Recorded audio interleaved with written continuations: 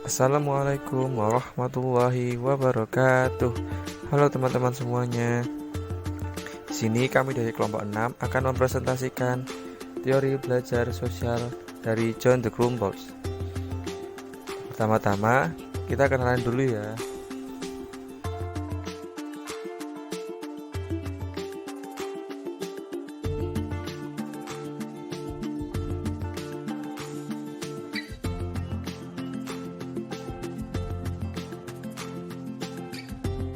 John de Grumbolz lahir pada tahun 1928 dan meninggal pada usia 91 tahun.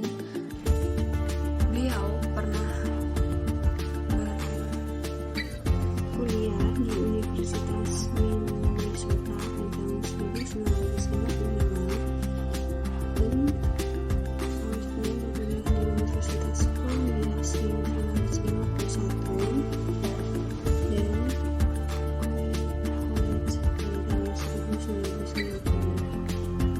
Beliau memiliki buku yang berjudul Look is No Accident, Making the Most of Happenstance in Your Life and Career, The Intelligence Behavior.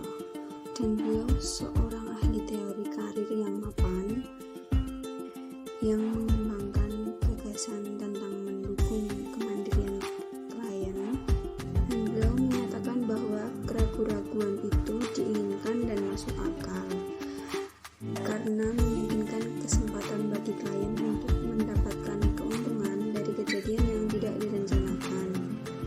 Teori ini disebut kebetulan yang direncanakan.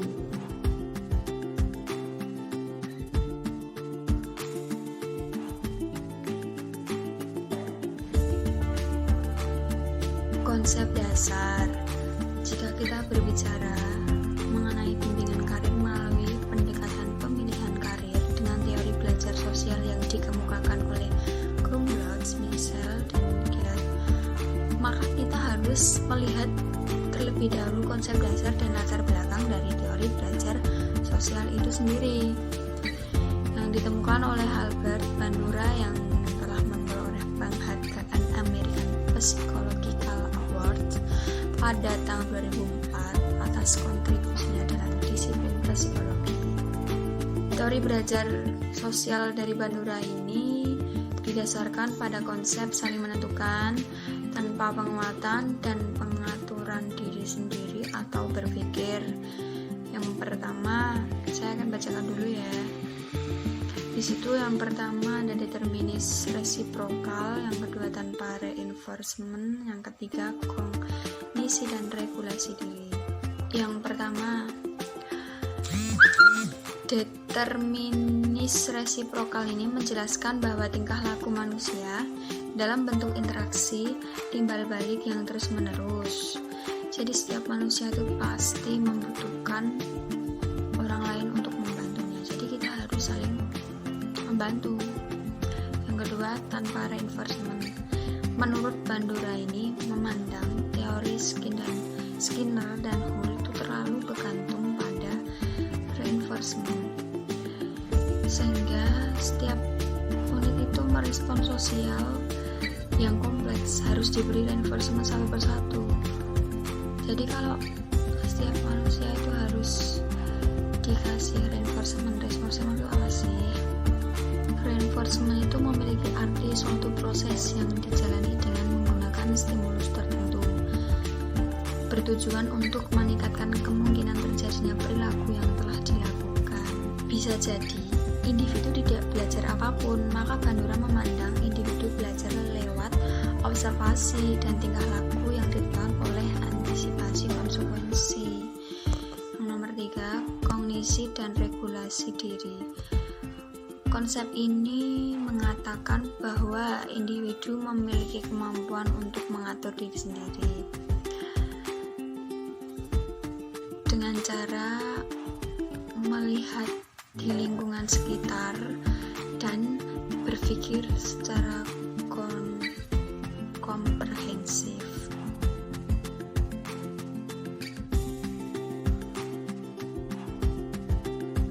Dengan adanya konsep saling menentukan yang telah saya jelaskan di atas tadi, Bandura menyebut keyakinan dan pengharapan ini dengan efikasi diri atau self-effication dan efikasi hasil atau outcome expectation. Menurut Bandura, sumber dari efikasi diri ini yaitu yang pertama, mastery experience atau pengalaman yang telah dikuasai atau pengalaman performasi. Dari hal ini berkaitan akan keberhasilan dan pengalaman individu dalam suatu kegiatan dan aktivitas yang menunjang aktivitasnya ke depan. Yang dimaksud itu dari setiap kegiatan yang telah dilakukan oleh setiap individu dalam suatu pekerjaan yang telah dilakukan atau aktivitas yang berkaitan dengan menunjangnya di masa depan. Yang kedua ada vicarious experience atau pengalaman yang disubstitusikan. Hal ini berkaitan akan pengalaman individu dalam mengamati aksi atau tingkah laku orang lain sebagai model. Semakin tinggi pengaruhnya sumber ini jika individu tersebut menganggap orang lain tersebut memiliki kesamaan dengannya. Jadi setiap dia mengamati orang lain, semakin lama jika ada suatu kemiripan, jadi setiap individu itu berpikiran, oh itu sama, berarti sama aku gitu. Yang ketiga ada social persuasion atau persuasi sosial. Jadi hal ini tuh berkaitan dengan pesan sosial yang diperoleh oleh individu dari orang yang berada di lingkungannya, seperti di organisasi atau di lingkungan desanya, di lingkup keluarga gitu. Yang keempat ada psychological status atau kondisi psikologis. Hal ini berkaitan dengan emosi individu seperti stres, ketakutan, serta kondisinya. Maka menurut Bandura dalam Al-Wisal halaman 363, sumber pengontrol tingkah laku adalah resiprokal antara lingkungan, tingkah laku dan kognitif yang berhubungan dengan pribadi yang terbentuk dari sumber efikasi diri yang tadi sudah saya jelaskan, yang tentunya akan mengarah individu pada kecenderungan aktivitas mana yang akan dilakukan dalam kehidupan sosialnya.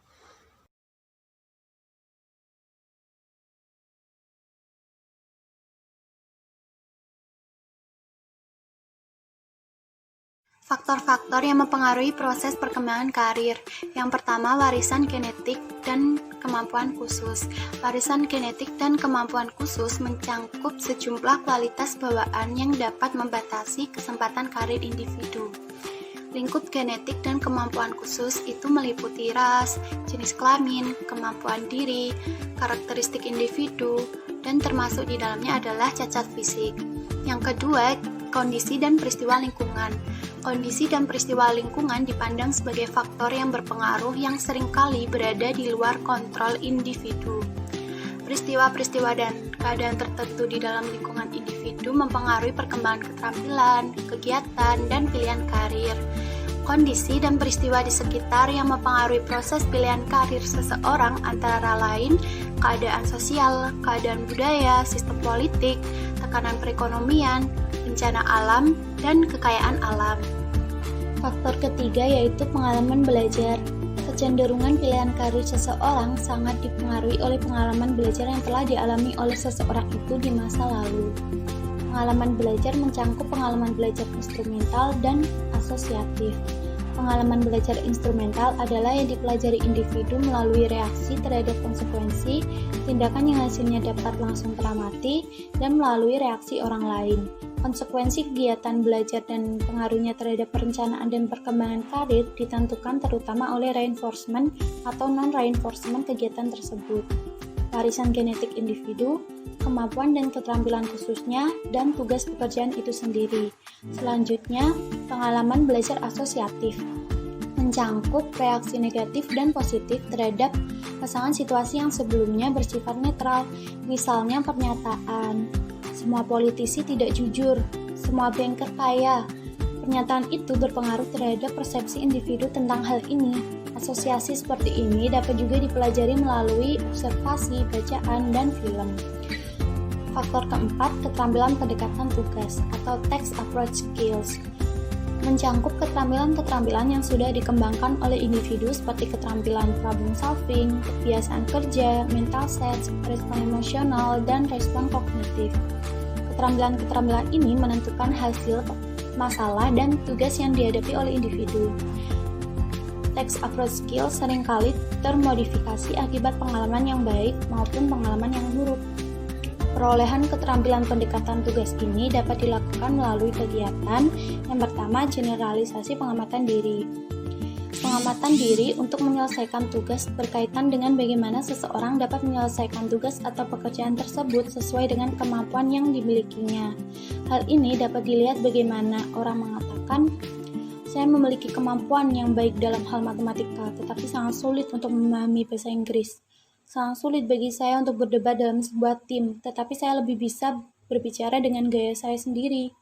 Dengan kata lain, kemampuan melakukan pengamatan diri sendiri dalam pekerjaan akan menghasilkan kenyamanan seseorang dalam melakukan pekerjaan atau tugas tertentu. Yang kedua, generalisasi pengamatan lingkungan sekitar. Pengamatan ini dilakukan oleh seseorang untuk mendapatkan gambaran tentang lingkungan di mana dia hidup. Hasil pengamatan ini dipergunakan untuk memprediksi apa yang akan terjadi di masa yang akan datang pada lingkungan yang lain.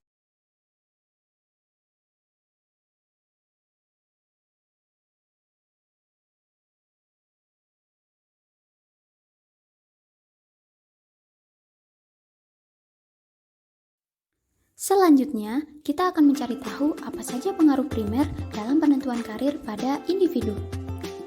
Yang pertama ada self-observation generalizations. Hal ini merupakan penggambaran bahwa individu belajar berdasarkan pada pengalaman hidupnya yang diperoleh dari vicarious event atau pengalaman pribadi. Yang kedua ada worldview generalizations, yaitu melihat gambaran lingkungan secara umum dan percaya bagaimana dunia berfungsi, meniru lingkungan, dan menginterpretasikan. Yang ketiga ada task approach skill atau kemampuan kognitif dan performa serta kemampuan untuk menyatu dengan lingkungan serta menginterpretasikan hal tersebut kepada pengamatan diri sendiri. Kaitannya dengan pemilihan karir adalah adanya skill akan perencanaan, pencarian informasi, estimasi, serta mempertimbangkan nilai kerja. Dan yang terakhir, ada tindakan yang ditambahkan. Hal yang ditambahkan itu sangat spesifik, yang berhubungan dengan perilaku dalam pemilihan kerja yang disebabkan oleh pengamatan diri sendiri. Nantinya, individu akan mengetahui kerja yang spesifik dengan skillnya, atau bisa disebut kemajuan dalam karir seperti menerima kerja yang spesifik. Nah, berdasarkan 4 faktor tersebut, individu mampu memperlihatkan kemampuannya jika dia telah diperkuat untuk melaksanakan aktivitas dengan performa yang sukses.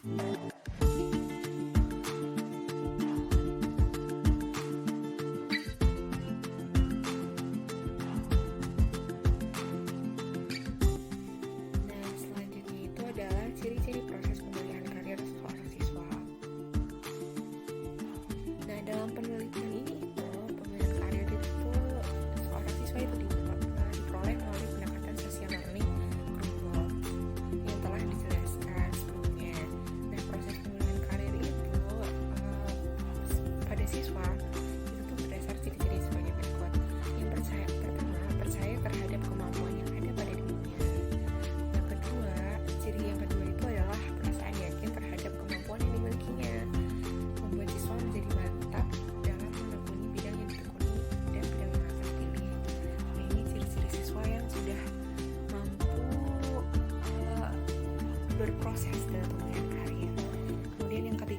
merasa senang dalam karir yang akan dipilihnya, merasa puas akan karir yang sudah dipilihnya atau keputusan tersebut. Kemudian yang keempat itu adalah perasaan senang, ringan, dan penuh minat yang tumbuh dalam diri ketika memilih karir yang ingin ditekuni, membuat siswa mudah mendalaminya, merasa optimis terhadap karir yang akan dipilih. Nah, jadi tuh karena sudah merasa optimis dengan karir yang akan dipilihnya, kemudian muncullah perasaan senang tersebut, perasaan ringan dan penuh minat. Kemudian yang terakhir itu adalah merasa optimis terhadap karir yang akan dipilih, merupakan keinginan siswa untuk berhasil dan memiliki keyakinan untuk maju terhadap karir. Jadi itu mereka merasa optimis terhadap karir yang dipilih. Kemudian siswa itu sudah merasa berhasil dan memiliki keyakinan untuk maju terhadap karir tersebut. Nah, itu adalah ciri-ciri siswa yang sudah mantap dan menguasai.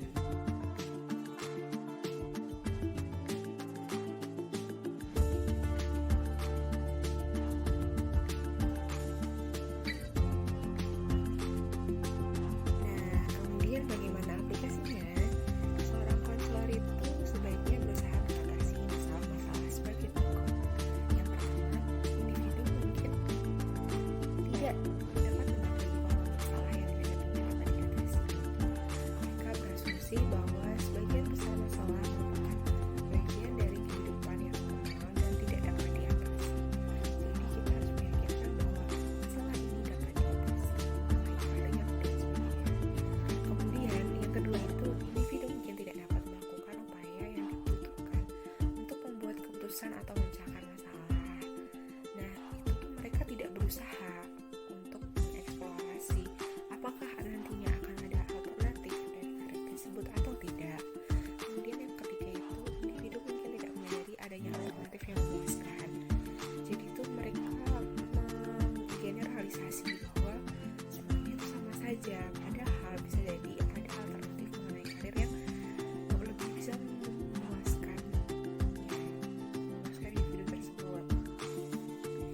Jadi overgeneralisasi berdasarkan asumsi yang salah. Kemudian yang keempat itu individu mungkin memilih alternatif yang buruk atau alasan yang tidak tepat. Nah, individu ini tidak mampu mengevaluasi karir secara realistik karena keyakinan yang salah dan ekspektasi yang tidak realistik. Jadi itu alternatifnya yang dipilih itu kurang tepat atau alasan yang dipilih itu tidak tepat. Jadi dibutuhkan evaluasi yang lebih dalam hal itu. Kemudian yang kelima, individu mungkin mengalami kekecewaan dan kecemasan akibat persepsi bahwa tidak dapat mencapai tujuan yang diinginkannya. Ini tuh merasa gagal, merasa kecewa. Nah, itu tuh mungkin karena tujuannya tidak realistik atau konflik dengan tujuan lain. Nah, oleh karena itu konselor itu berusaha untuk membantu mengatasi masalah-masalah kekecewaan dan kecemasan tersebut.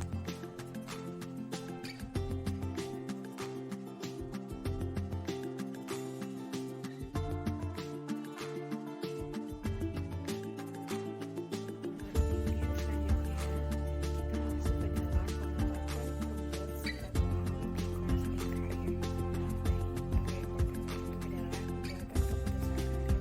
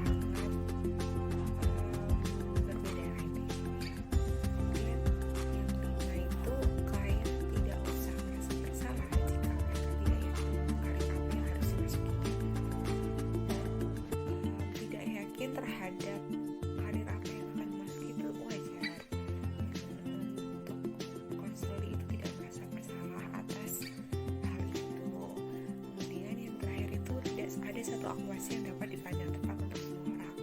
Jadi itu belum tentu suatu okupasi itu cocok dan tepat untuk orang yang lain. Jadi itu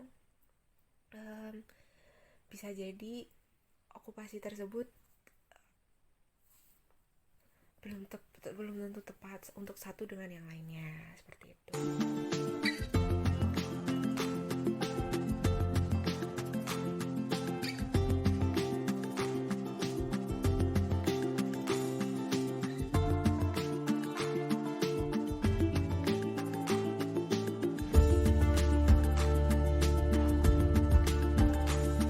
Selanjutnya yaitu kekuatan dan kelemahan teori belajar sosial Crumholz. Yang pertama, pelabelan. Poin 1. Teori belajar sosial menggambarkan apa yang bisa dilakukan konselor untuk membantu klien menyelesaikan keraguan. Yang mana teori belajar sosial sendiri dalam menentukan pilihan kerja menjelaskan mengenai pilihan karir yang sebenarnya. Yang mana konselor membantu klien untuk menyelesaikan kebutuhannya di dalam menentukan pilihan kerja.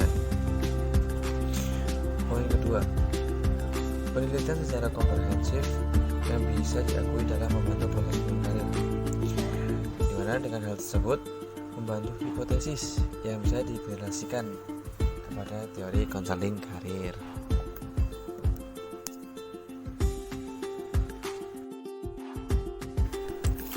Yang kedua, kelemahan.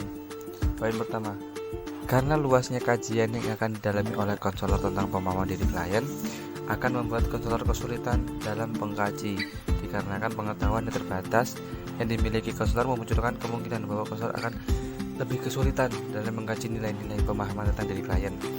Oleh sebab itu, mengapa luasnya kajian yang didalami oleh konselor masuk dalam kelemahan teori belajar sosial Crumholz. Poin kedua yaitu konselor dan klien yang dituntut aktif dalam mengkaji penyebab tersendatnya karir klien, yang mana faktor-faktor penyebab yang sangat luas sehingga konselor akan kesulitan menentukan faktor penyebab tersendatnya karir klien, karena faktor karir klien berhubungan dengan faktor-faktor sosial yang begitu banyak, serta keaktifan klien juga sangat berpengaruh dalam penentuan karir. Apabila klien pasif atau bingung dalam memberi informasi, maka penentuan pun akan tersendat. Terima kasih teman-teman telah menyaksikan video kami. Kami undur diri ya. Wassalamualaikum warahmatullahi wabarakatuh.